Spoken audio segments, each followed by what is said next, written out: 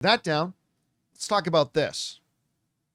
Spider-Man Into the Spider-Verse and Spider-Man Across the Spider-Verse, I believe, are the animated or live action, the two best Spider-Man movies ever made.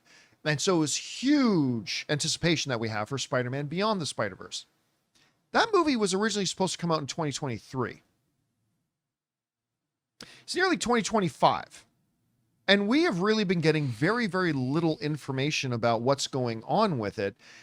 And now we've got some from one of the cast members, and it ain't good. This comes to us from CBR. The actor who plays Miles Morales of Earth 42 recently shared that he has not had any voice recording sessions yet for Beyond the Spider-Verse. I haven't, but I also can't really say much more because, that's such a tight-knit ship, Jerome told Screen Rant. I don't even know how much. I don't even know how much. I don't even know much, he said. I'm as much in the dark as you. But I'm excited to get back into it and see what they're thinking, especially involving my character. That was such a badass twist to the last one. Of course, you guys remember the last one ended with Dark Miles Morales. Mm-hmm. All that was missing was the Mr. Spock goatee. So just Dark Miles Morales comes out at the end, right? Okay, look, we've talked before about animated films and some cast say, we haven't gone in to record our stuff yet, and said, that doesn't really necessarily mean anything because that's one of the final things that gets done. So not to worry. This is, I think, a little bit of a different situation in that we're already talking about a movie that was supposed to come out in 2023. And when he says, he didn't just say, I haven't recorded my stuff. He says, I don't even know anything yet. Oof. They haven't booked me yet. I don't even know when I'm going in. I don't know anything about my character. Clearly hasn't even seen a script. And Chris, to me, is somebody who is not in that world like you are. Like, I hear that, and that, especially combined with the fact that it was supposed to come out in 2023 initially. How alarming is this to you as somebody who does know this world when they say, look, as of right now, I haven't gone in, I don't know anything, and I don't know when I'm going in? Does that worry you or does it not? Give us some perspective on this. It gives me a little bit of pause, but that's because we used to have much more clean-cut ways about how we approach voicing animation, where a lot of times we would have the actors in the booth with cameras around them or with animators watching them and taking actual sketches right then and there so they could match the mouth flaps. That's the horrible term for making sure your mouth matches the words that are coming out of it. Nowadays, a lot of times we will have scratch voiceover, placeholder voiceover, so that the animators can get going and we have some words in there that an actor who is hired for the role will then later on do. Another issue is sometimes when you have really elaborate films like this, you work on all of your backgrounds, you work on your environmental work and everything first. You start doing that skeletal structure of your characters, and then you can come in and do stuff. Plus, with the rise of technology and AI and things, you can match mouth flaps much easier. So there's not kind of a right way or wrong way to do it. It's just going to be what is the most effective way. It does give me pause that he knows nothing about what's going on. That's the part that I'm like, oh no. But projects get pushed back all the time. It takes not just a village, it takes a huge city to make a film, especially something of this caliber. You have hundreds of animators, you have so many different vocal talents, you have so many different people, moving parts coming together. So I understand this taking a while.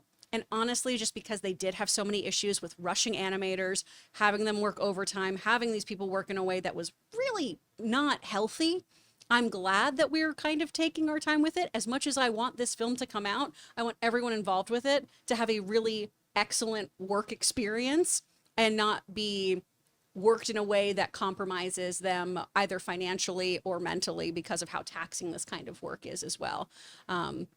I just hope they let their main cast know a couple bullet points soon, at the very least. By the way, let me give a correction to myself here. I had it in my head that Across the Spider-Verse came out in 2022 and Beyond was supposed to come out in 2023. Across came out in 2023 and Beyond was supposed to come out in 2024. Already past when it was supposed to come out. We're heading into 2025 now. So I just want to correct myself on that because I got the data here mixed up in my head. Here's one of the big things to me is like a lot of the reports that have been coming out is open saying they've multiple times had to go back and rework the script, which back a few CinemaCons ago when Lord and Miller came out on stage, it like the image they presented was that Across and Beyond story's all done. So we got a Cross coming out, and then we're rolling right into Beyond, which comes out like a year later, right? And it's now sounding like that's a mess. I haven't heard anything about the status of where they are with the actual production or animation of it yet. I'm not going to say it's Blade bad. No. Okay, so it's not on the level of Blade yet. Boy. But I mean, it's getting there.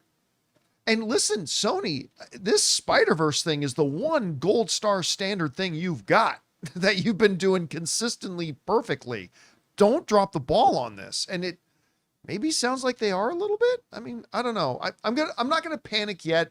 Maybe we'll get some good news in a couple of weeks. I'm hoping we are, but I'm just as a big fan of this franchise, I'm a little bit worried. Guys, we want to take a second to thank a sponsor of this video, Mando. Guys, I've got to tell you about something that changed my whole body care game. Mando Whole Body Deodorant. Now, I first heard about Mando last year when they offered to become a sponsor of the show, and I was honestly skeptical. I mean, a deodorant can't really control odor for 72 hours, can it? But after using it myself, I am a believer. You can use it anywhere on your body, and I mean anywhere. It's clinically proven to keep you smelling fresh for up to 72 hours without any irritation. I'm loving the Clover Wood scent, but they've got options like Bourbon Leather, Mount Fuji, Pro Sport, and even unscented if you prefer to go stealth mode. I like to use it after the shower, before the gym, or even important meetings. It's that reliable. And right now, Mando's got a killer deal. New customers get $5 off their best-selling starter pack with my exclusive code Campea. That's over 40% off. Just go to Shop Mando, that's ShopMando.com, and use the code Campea. Seriously, guys, if you want a deodorant that's aluminum-free, baking soda-free,